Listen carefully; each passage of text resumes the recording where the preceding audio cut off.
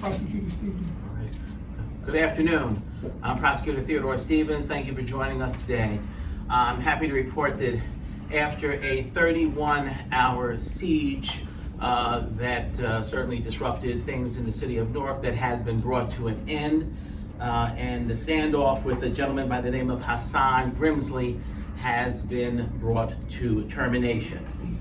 On Thursday morning, detectives from the Essex County Narcotics Task Force, which includes detectives from the city of Newark and other communities in Essex County, were executing a warrant just before 6 a.m.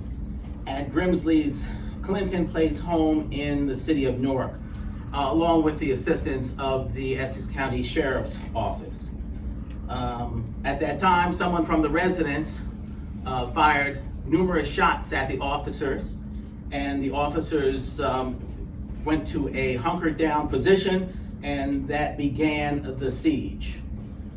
The search warrant was being executed as part of an ongoing narcotics investigation that began in May.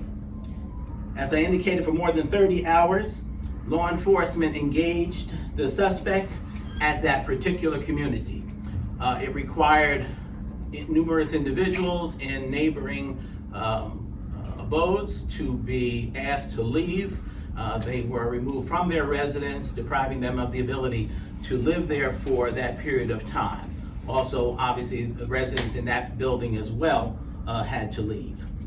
And at approximately 12:55 today, officers engaged the suspect, initially utilizing less than lethal force, and they in turn were met with deadly force from Mr. Grimsley.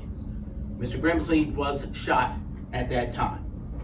He currently is at the hospital at University and is trying to recover from those injuries. I'm very happy to report that none of the brave law enforcement officers were injured, nor were any members of the community injured through that siege. I am confident that everything that could be done was done to ensure that this situation was going to end in a non-lethal manner. So far, that is the case. This was a collaboration, as everything has been, with the Essex County Prosecutor's Office, and I want to thank the members of all of law enforcement that were involved, particularly members of the Newark Police Department.